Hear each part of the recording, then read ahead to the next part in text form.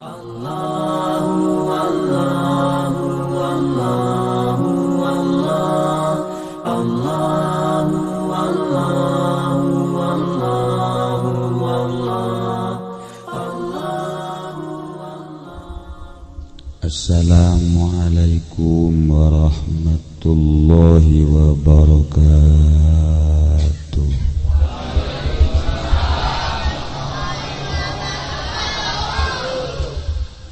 Alhamdulillah wassalatu wassalamu ala rasulillah wa ala alihi wa sahbihi wa mawala. Qala Allah Ta'ala fil Qur'anil Karim wa huwa asdaqul qailin. A'udzu billahi minasy syaithanir rajim. Bismillahirrahmanirrahim. Wa dzakir fa inna dzikra tanfa'ul mu'minin. Langkung tipayun urang sami-sami nyanggakeun puja sinareng puji ka Gusti Allah anu Maha Suci, parantos masihan tina rupa-rupa nikmat ka urang sadayana, terutama nikmat anu kacida pisan ageuna nyaeta nikmat iman sinareng Islam.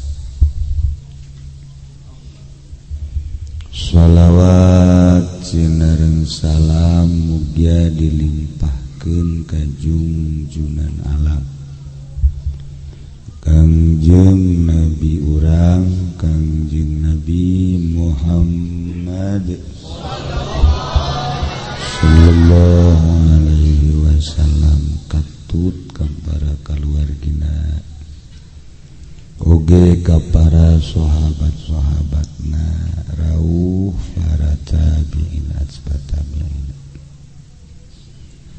al-mukarramun para alimil ulama para asatid para tokoh masyarakat,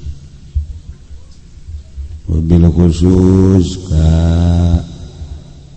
mantan lurah Haji Syamsuddin nu alhamdulillah salila jadi lurah teu kabeja nyandungnya nama maksudna nu kanyahoan mah wallahu a'lam nu teu kanyahoan. Oge ka para aparatur pemerintah anu insyaallah meureun RT mah aya, RK aya, RW aya, Satpol PP aya. Mudah-mudahan para pemerintah dibere dae korupsi, mudah-mudahan dibere dae korupsi ulah oge ka para tokoh masyarakat bil khusus ke keluarga pimpinan Haji Hasan Basri anu terkenal dengan julukan Haji Kobas. Alhamdulillah kuwasilah anjeunna dina malam ieu seluruh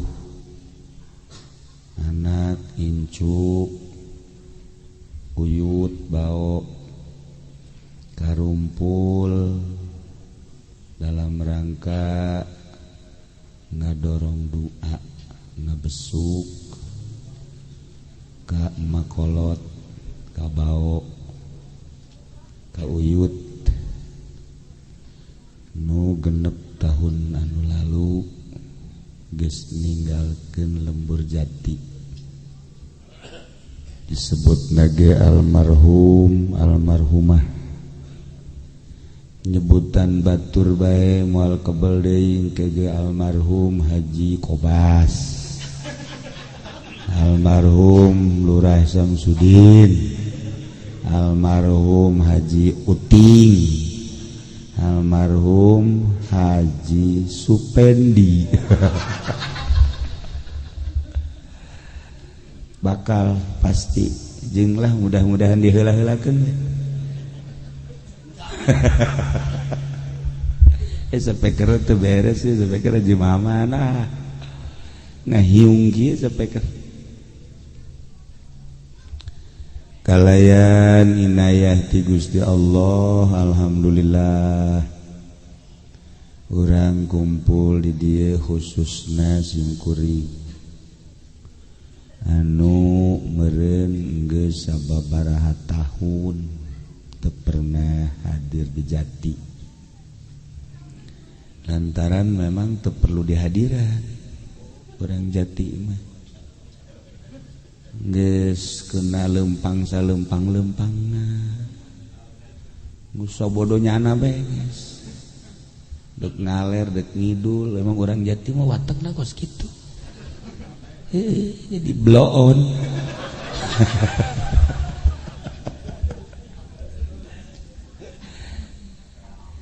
lamun diondang muludan diondang rajaban nu paling sepi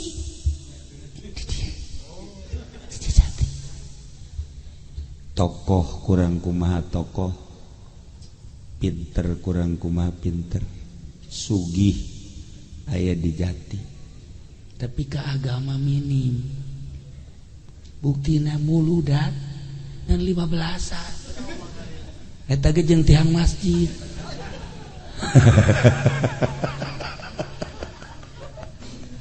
komo ngaji mah tetapi lain kitu nu sabenerna mah emang urang Jati mah jadi ibadahna kholwah teh nyepi pagawean wali teh nyepi embung kanyawan ku batur sebab lobaan makan kudu sedekah aya sorangan makan teu kudu kos urang ibadah antara ka kuburan jeung ka kiai urang Jati mah resepan ka kuburan sebab ka kuburan mah teu kudu mere sedekah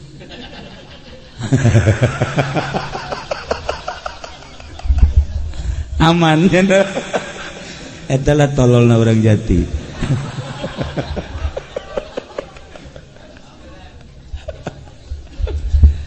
tapi lain gitu nu jelas mah nyana cinta ka para arwah menyatu nyana jeung arwah ya Allah ya Rabb tetapi boga sejarah kula mah jang ngaji pan baheula di dieu di Jati Lembur Jati ieu mah Jatiran kana Bon Kalapa Jati Ung itu pasar kanyahoy budak kolot-kolot ya Allah lain itu nyaho cicing sih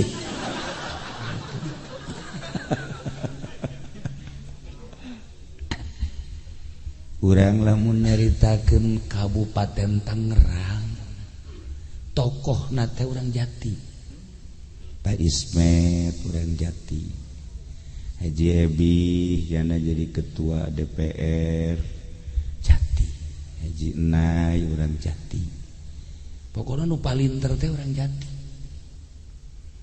panggeulana boga gedong urang Jati panggeulana boga mobil urang Jati panggeulana ribut nu kolot jeung nu ngora urang Jati pokoknya Jati hebat Jati dia udah haritakeun nu pinter ya Jati urang Jati teh anu ngageugeuh Kabupaten Tangerang teh Jati jadi bisa disebutkeun turunan ningrat teh Jati ieu teh Jati bae lalawara eueuh urang Jati Tangerang mah asana eueuh mantap dijual kurang jati orang asa nu nyana bae meureun lamun urang nyaritakeun nu pinter di Jati lantaran pejabat mayoritas Jati, guru Jati, polisi Jati, tentara Jati, pokoknya naraka eusina kurang Jati lah.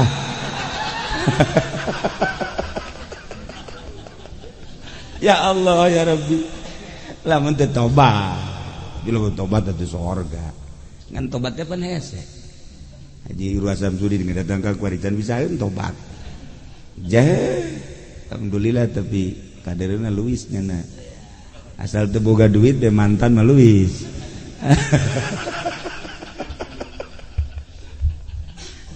Nah, iyalah jelema-jelema palinter lamun diteruskeun urang Jati kapinteranana bisa jadi gubernur. Kabeladituna bisa jadi menteri. Urang Jati hebat. Bahkan cekulama cekula daripada Presiden Jokowi mah zaman ingan Lurah Samsudin jadi presiden. Atuh pantes jadi presiden. Ye, atuh sakieu mah siap.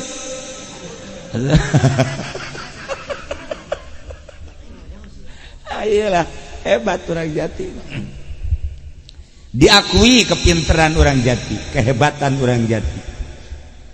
Sebab di Jati mah naon tun eueuh. Kabeh aya dieusi ku urang Jati. Tapi lamun urang nilik ka ucapan Kangjeng Nabi, janu pinter mah lain nu kitu. Eta mah pinter cak urang Jati, cak momonon tah mah. Pinter teh cak ririwa. Cak Kangjeng Nabi mah jelema pinter mah disebutna al-kayis. Kayis teh pinter. Al-kayis mandana nafsahu wa amila lima ba'dal maut. Jelema nu cerdas, jelema nu pinter lain nu bisa nyieun apolog. Lain anu jadi pejabat presiden, menteri, gubernur, boleh-boleh baik. Tetapi nu pinter cak Kangjeng Nabi mah mandana nafsahu jelema nu bisa nundukeun nafsuna wa amila lima ba'dal maut. Haju nyana beramal jang sanggeus bae. Eta pinter aran. Jadi polisi tapi tasawuf. Eta pinter aran. Aya eueuh tah polisi ku tasawuf. Iya kemana ya polisi eueuh hiji. Polisi ka mana? Kemana? Nah, lamun jadi DPR tasawuf. Eta ngaranna jelema pinter. Menjadi bupati tasawuf. Sebab jelema nu tasawuf lah anu wa amila lima ba'dal maut. Nu bisa ngamal jang setelah bae. Aya kitu mah pinter ngan sakadal maling doang. Pinter polisi ngan mama priwit doang. Pae priwit teh dibawa ka kuburan. Teu bawa. Ceplokan teu bawa ka kuburan. Ngan boleh-boleh bae lah jang identitas. Tetapi nu pinter mah cek Kangjeng Nabi, nu Kangjeng Nabi mah layam tiku anil hawa in huwa illa wahyu yuha. Ucapanna ti Allah. Berarti jelema nu bisa nundukeun nafsuna wa amila lima ba'dal maut jeung ngamal jang bekal sageus bae. Eta pinter ngaranna. Geus lamun di Jati teu darek ngaji bodoh. Sebab teu bebekelan jang pae. Aya kiai di Jati mah diteluh. Diteluh paena kena teluh. Ah cenah kiai bisa-bisa bae cenah cak urang Jati. Teluhna menang di ditu. Menang di mana ka Raja Kobas? Di ditu teh. Di mana? Tah nyahoan ya. Asana ieu. Aya potongan tukang teluh ya budak ge. Aduh Gusti Allah lah. Kula dibabawa ku aing tukang teluh ya. Nu jelas wa amila lima ba'dal maut. tapi urang ningali zohirna atuh urang jati ya sarolat berarti kan wa amila lima badal maut jang geus pae waktu Ramadan puasa waktu ngazakat atuh Ramadan zakat fitrah ngazakat zakat tijaroh mah ti lo kadenge jamureun dagangna teu maraju aya geus maju embung zakat deui nya bunga haji nah eta wa amila lima badal maut ngalaksanakeun perintah-perintah Allah cuman nu hese dana nafsahu nundukeun hawa nafsu kos kumaha nasi kiai nundukeun hawa nafsu mah seeutik kalana urang penting nyaho ganjaran tahajud sebab jelema nu tahajud engke di jero kuburna bakal caah saat tengah peting batur sare lelap di tengah-tengah poek urang hudang engke di jero kubur bakal caah mulai geus urang nyaho tah tikeur ieu sebenarnya nyaho mah geus kobal teh nyaho kan aju parohan deui Pak dia tilok diamalkeun nah ku hari hudang rasam sudi jam 12 jam 1 lah kieu nyokot remote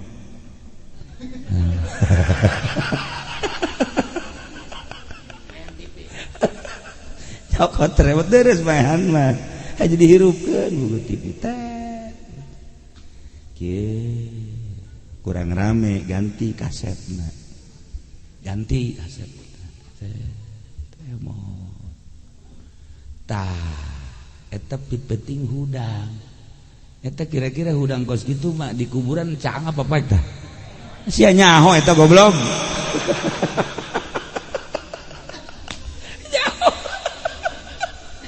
tapi eta dilakukeun mah moekan awak eta goblok ya Allah ya Rabbi nah ieu mah hudang aju mandi tahajud wudu tahajud tah eta nu bakal caang nah kira-kira di Jati lobaan nu nonton TV tah penting loba nu tahajud mola ngabong sia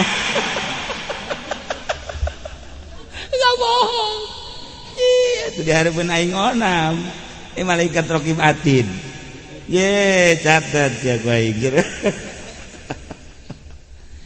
sebenarnya kanyawan ku ahli nama ku ahli Allah teh anu osok udang penting aya tandaan kan di dieu anu tilap jadi sanajan nyana ngomong osok ge barang di dieu ye moal kasalahan ieu mah bangsa tarang TV malulu TV tarang kredit emang teu kanyawan asal mengkerut deui teh eta kredit eta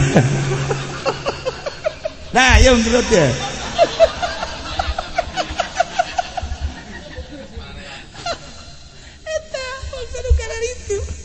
ya Allah ya Rabbi nah iya hese ge perang nundukeun nafsu teh urang perang begitu hudang kahayang mata peureum di perangan urang bentak sia cek kiai ge sia bentak teu kuat cak mata teu kuat bentak teu kuat ganjal make korek api hayo sia hayo colok ya itu hese nundukeun nafsu teh ternyata hese ya kudu lalaunan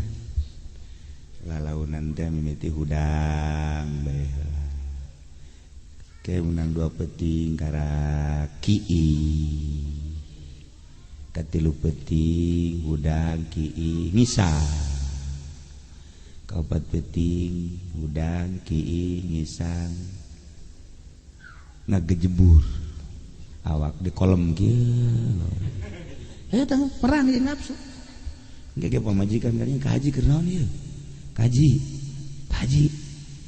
setruk teh naon tah aing keur perang di nafsu oh keur perang jeung nafsu lah cak kieu ge kudu kieu cak nya tah aing tiris pasti hei kade sia buka tah sakal kaset sakalian ke jero Haji Kobas nama lain perang jeung nafsu nambahan nafsu. Nah eta hese diutir carita orenganan nu mantek jelema diangkat ku Allah jadi pangkat solihin komo nabi wali eta teh nyana geus bisa berjuang ngalawan nafsu anu cak perwatakan heueuh nyana teh cek nafsu hayu nyana teh tetapi niatna endek ngabebener awal panjang orang menyarikan nafsu makan, nafsu minum, nafsu tidur, nafsu pakaian sandangan, nafsu kendaraan dan lain-lain sebagainya. Jelema nu bisa nundukeun nafsuna tur beramal jangsa geus paeh ieu jelema pinter. Jadi berarti cak Kangjeng Nabi jelema pinter kos kitu. Lamun ngan sakadar pinter sakolana, pinter teknikna, pinter dan lain-lain sebagainya, encan bisa nunduk ke nafsu, jeung encan bisa ngamal jangsa geus paeh, encan pinter kos kitu. Encan pinter sekalipun nyana di sakola ranking. Bahkan geus boga SDG datang ke S lilin sagala rupa. Lain pinter kos itu. Aya deui sebalikna pinter bodoh. Urang mah kan menyikapi jelema bodoh teh nu teu bisa nanaon. Ditanyain ieu teu bisa, ditanggawean ieu teu bisa. Nah eta jelema bodoh. Cak Kangjeng Nabi jelema bodoh mah lain kitu. Wal ajiz man atsba'a nafsahu hawahu wa tamanna 'ala Allah. Jelema nu nutur-nutur hawa nafsu tapi ngarep-ngarep hayang rahmat Allah. Salat ilok lantaran nuturkeun hawa nafsu. Puasa jarang nuturkeun hawa nafsu. Jangan nafsu embung kan di bawah salat, embung di bawah puasa. Tapi lamun nyana ditanya siapa nanti salat, Allah mah maha hampura, Allah mah maha rahman. Geus bae urang ngarep-ngarep ka Gusti Allah. Allah mah pangeran pokona mah geus asal urang tunduk ka Allah, nurut ka Allah, artina ngarep-ngarep rahmat beres. Eta bodoh teh jelema kitu tah. Salat tilok, ibadat tilok, tara tapi ngarep-ngarep kana rahmat Allah. Nah eta jelema bodoh. Kira-kira di Jati aya anu geus. Mendek nanya be aya tuh wujud. Loba. Coba hiji be contoh. Saurang coba ngacung. Tah eta kos kitu. Ya jelema. Eta ajiz garana. Jelema nu nuturkeun hawa nafsuna sekalipun nyana ranking sakolana, bahkan S3 lah nyana, bahkan mungkin geus jadi profesor hebat luar biasa. Pinter cak urang, tetapi nyana nutur-nutur hawa nafsu, bahkan nyana watamanna 'ala Allah, ngarep-ngarep ka Allah teh hayang rahmat teh hayang pangampurana, bari nuturkeun hawa nafsu. Sakitu hebatna pinter cak urang, orang bodoh cak Kangjeng Nabi urang. Bodoh teh cak Kangjeng Nabi. Nah nu mentak pandangan pinter jeung bodoh cak urang jeung cek Kangjeng Nabi di Allah sangat berbeda. Urang kuari menilai manusia kapinteran zahir teu pernah urang ningali jang bebekelan sabada maot. Malam ieu urang diundang ku almarhumah, ku para arwah, kita hadir. Hei Haji Kobas, cak Ibu Haji Hodijah. Hei Lurah Samsudin. Hei sakala ada Haji Kobas ya? Haji Momo Udang siap. Hei Udang siap. Mata bakal parai siap. tah urang diondang teh nyana ngomong sebenarnya kos gitu. Sebenarnya nyana ngomong kos gitu. Ayo, geus aya di kuburan. Ulah tarol teh. Dia. Oh, nyana make dia. Asana tas di bande gelang. Ya Allah. Lamun urang nyaho jeritan almarhum. Urang nyaho jeritan almarhum di jero kubur. Ka anak-anakna nempo nyana Wari tadi dihadiahan udang. Dan nyamperkeun kan ka dia. Mana anak aing? Mana ijo aing? Tarol. Garog. Lamun teu saralat. Tapi lamun saralat bae kobas dedeh cak dia. Ceng kawin deui ceng.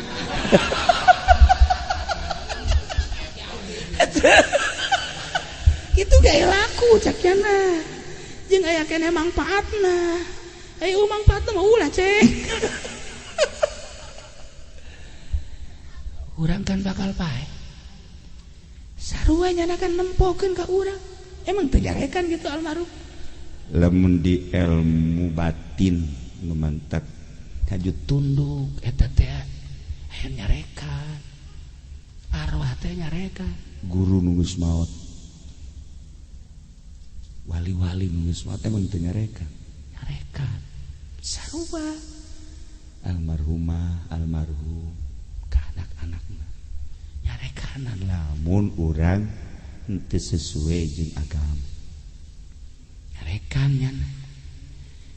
Kan nu paling sedih emang kumaha? Ketika orang deuk maot eta kapan malaikat raqib malaikat atid kan pamit ka urang. Nu mantap kosok ieu balik maot eta. Teu bisa ditanya. Teu bisa ditanya. Kunaon eta? Malaikat raqib nu sok nyatetan amal teh kan pamit. Haji Pendi cek malaikat. Detik ieu kaula geus eueuh tulisan deui nu bakal dicatet. Kula pamit Haji Pendinya, cek malaikat raqib. Selesai geus. Berangkat ka luhur kan kadeuleu kalau ya Allah ya Rabb. Berarti urang deuk pae. Mun teu percaya geura pae ge. Haji malaikat atid. Haji Pendi dadah. Ya dadah ya. Sudah selesai. Ya Haji Pendi, nelu malaikat naik. Masya Allah. Cok kabeh gegeura deuk pae. Pamit kana ka urang. Betapa sedih. Geus eueuh harapan hirup. Mantap kadang-kadang nyana ngomong, abah deuk pae. Wasiat mun bisa wasiat. Abah deuk pae. Sing harade titip anak nu pangleutikna. Abah deuk pae titip besi aya nu datang pamajikan abah keneh tah ge.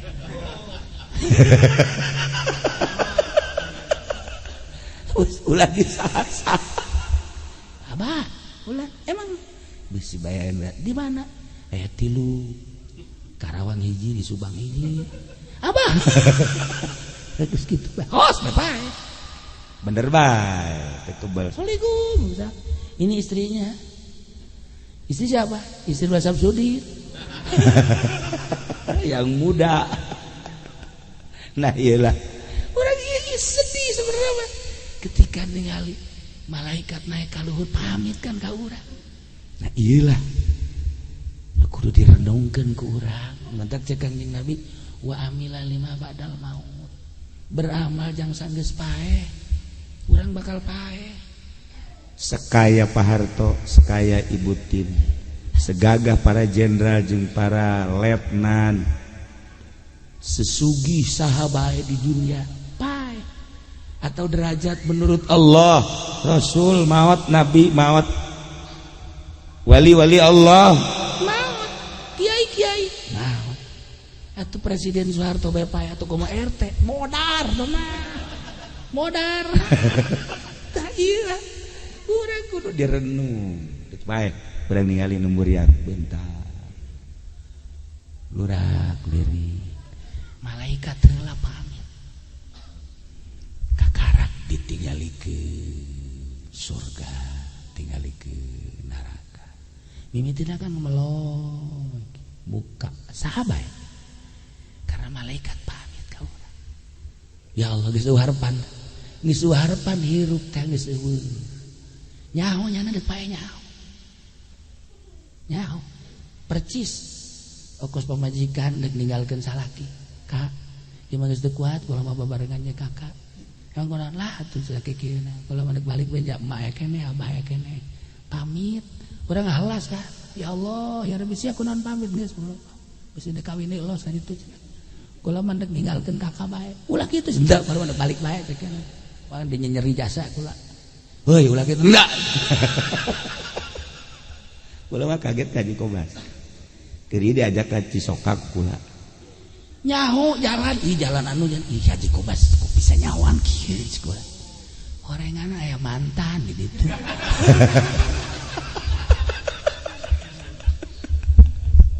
Ya Allah ya Rabbi.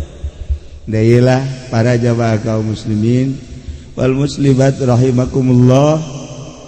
Jelema pinter, jelema nu bisa nundukkeun hawa nafsuna tur beramal jang setelah paeh. Urang kabehan kuari kumpul renungkeun ku urang teh lalakon urang. Geus maot kurang direnungkeun. Bapak urang, bapak kolot urang, bahkan dulur urang, bahkan anak urang. Aing ge bakal maot. Setelah eta urang naon nu dibawa ieu ka kubur-kubur. Amal-amal mana anu bakal bisa nyalametkeun urang. Iyalah nu kudu ku urang dipikir. Bangkitkan semangat amal urang jang 5 ba'dal maut. Sebab anu langgeng hirup di alam dunia. Anu kurang ilmu tauhidna sok ngaji, anu kurang ilmu fikihna rapihan, anu kurang keyakinanana sok teangan ilmu yakin. Abeh urang ibadah melangkah dengan pasti Allah seakan aya keur ngagenggam urang. Urang teh seakan aya di genggaman Allah. Terasa bahwa urang aya di genggaman Allah karak boga kayakinan. Moal aya cangcaya hirup teh. Jelema bodoh, jelema anu terus dutur-dutur hawa nafsu jeung anehna wa tamanna 'alallah, tetapi berharap terus ke Allah. Ongkoh nuturkeun hawa nafsu, nafsu nu ku Gusti Allah titah di perangan dituturkeun tapi terus berharap ke Allah. Iyalah jelema bodoh. Nah, ya urang mengenang jelema nu maot, sedengkeun urang ge bakal maot. Nah, kukula deuk ditanya, nu pantas haju nuturkeun nu ngora apa nu kolot? Sekali deui nu pantes nuturkeun almarhum nu ngora apa nu kolot? Sepakat Maji. Maksudnya sepakat nih. Bisa nyusul kan? Nyusul nu kolot. Kolot. Agel. Sedengkeun nu kolot lain mah ngaji bae. Haji Mumu kolot. Haji Samsudin geus 70. Tinggal suten bae suten. Haji Kobas mah lain kolot kadaluarsa. Ulah inget bae tadi ge dongeng bae di Kerdahar. Kabeh tadi orang Jati Dahar waktu itu bareng jeung kula. Kula inget bae ke komarnya. Komar teh kan daftar. Kiai almarhum aja ngaji Kobas tah. Kula daftar jadi supir kiai. Emang ikan kakak kula geus kolot cek teh Gus kula siap. Geus Pak, siap. Nang saminggu mah. Jauh kitu mah atuh Bang Haji lah. Ojol. Teu bisa ojol. Eta almarhum eta kula melengek we ya Allah eta Komar daftar jadi supir endah di supirannya nah. Haji Komar. Tapi berarti ada pemikiran datang sayang di ditu saya di Cilongo kayang mengabdi. Ieu cak sidat Haji Kobas. Nah, ieu umur matunya ti Haji Kobas ka Komar kaselangna sabaraha 4 kan nah atuh teh Haji Kobas gaji mumunya geureun kunaon Komar heula ya Allah ya Rabbi kita ngobrol digulakan sering Komar akrab lah jeung nyana tapi Gusti Allah menghendaki lain kan Masya Allah. Nah ieu mah keur carita lain masalah eta ngadadak maot lamun terjadi ka diri urang aju amal urang geus siap teh encan yang mendapatkan ridho Allah Subhanahu wa taala. Nu jelas mulai saat ieu urang digeuing ku almarhumah ku almarhum jeung ku para arwah nyana nu geus aya di alam itu ngabejaan ka anak incuna hei sarariaga bakal paeh cara emak cara abah cara mamang sarariapkeun amal moal teu kapanggih ke di jero kubur yatsbaul mayit salasa nuturkeun mayit tilu ahluhu wa maluhu wa amaluhu ngan datang ka biwir doang ahli ngan datang ka biwir kuburan doang anak incu keluarga dunia harta ngan datang ka biwir kuburan doang ketika urang asup ke jero kubur harta balik ahli balik nu milu ke jero amal urang Masya Allah kan iyalah nu perlu ku urang direnu nu milu ke jero kubur urang jadi kiai murid urang nincakan urang nincakan bos urang nu kuari dihormat ku anak buahna dicincakan kuari polisi komandan siap dan asal naon siap dan hai komandan dicincakan ku anak buahna ayo sia priwit bawa ku sia ditincakan ya Allah ya Rabb bapak urang bapak ditincakan zohirna ti taneuh ka taneuh asup deui ka taneuh bakal dihudangkeun teh ti taneuh paling ngeri ketika Kangjeng Nabi ditaros engke urang dibaas setelah dibaas kumaha ieu engke lalakonna ceuk Kangjeng Nabi az-zamir ma'a mizmarihi tukang nyuling dibarengkeun jeung sulingna wasyarib maka sihi tukang nginum dibarengkeun jeung gelasna wahakaza nah di dieu kan ieu tukang main gaple anu aya bulu dan genep teh ngaranna naon ka Mang Haji Kobas ngaranna naon ka anu bulet-bulet gitu teh cepat nah ngaranna naon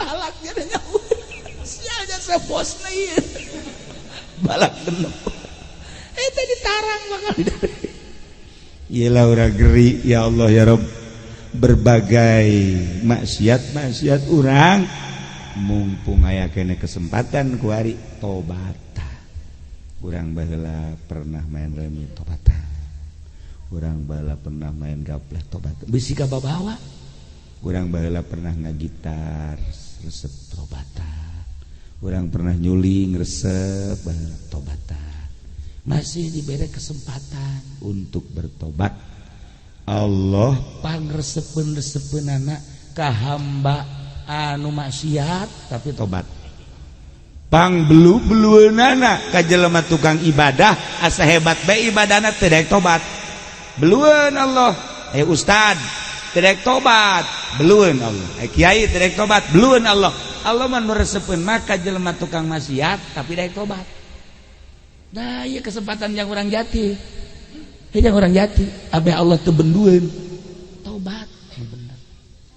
Nah gitulah para jamaah kaum muslimin wal muslimat rahimakumullah panjang lalakon hadis eta masih kene nyaritakeun kais jeung ajiz na akyasal kais at-taqwa wa inna dan selanjutnya nya nah ieu masih panjang hadis eta bahkan aya kene dongeng-dongengna tetapi ieu majang renungan, sebuah renungan yuk urang babarengan kula osok sompral lain sompral ku warauh bae ka urang Jati terutama ka Haji Kobas osok diome bae ku kula asal nyupiran bejan mah ye ka Garut kanyahoan jasa kanyahoan asal ngagibeg bae lapar mobil gigi began mobil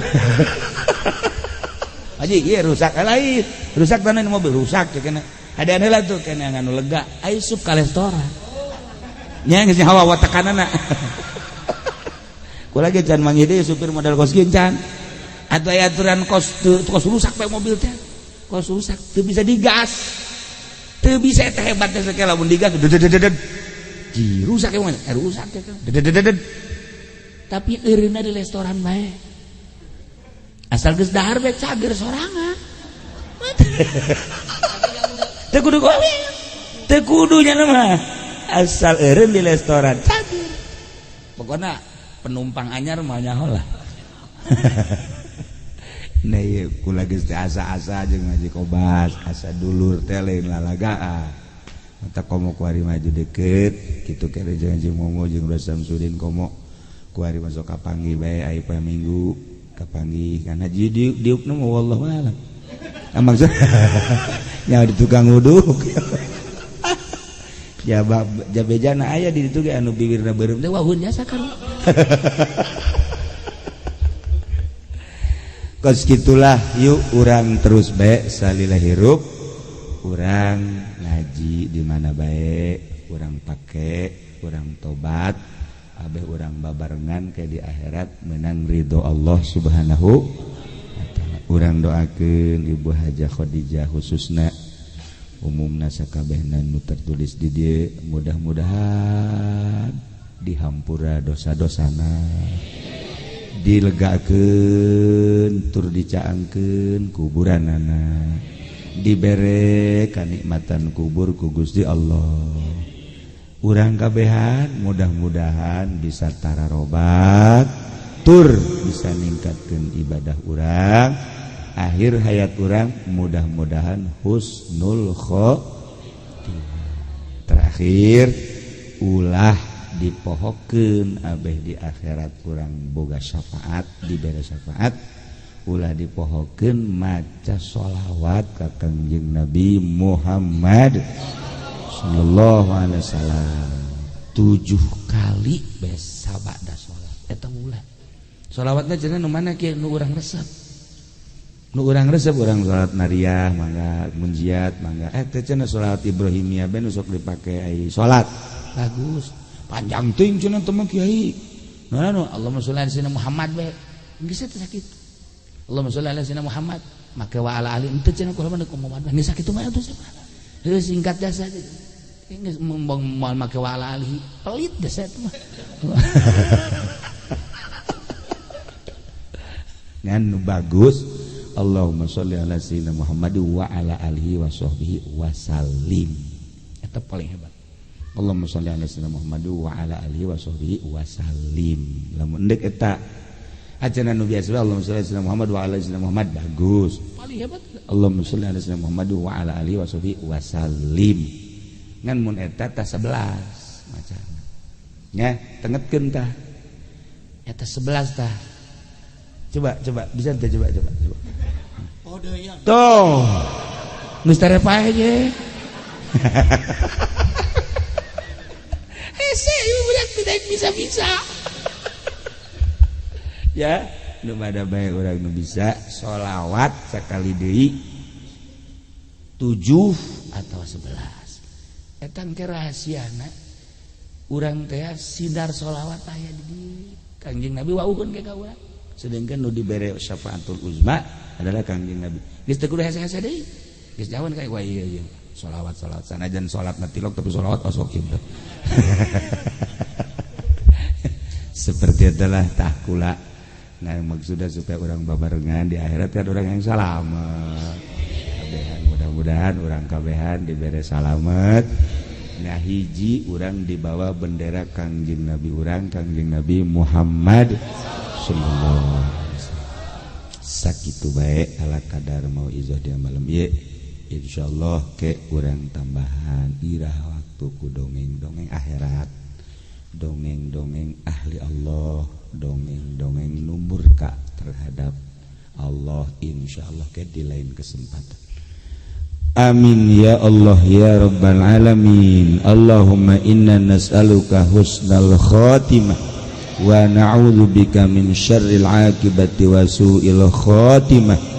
Allahumma arham ummata sayyidina Muhammad, Allahumma jbur ummata sayyidina Muhammad, Allahumma aslih ummata sayyidina Muhammad, Allahumma farrij an ummati sayyidina Muhammadin sallallahu alaihi wasallam.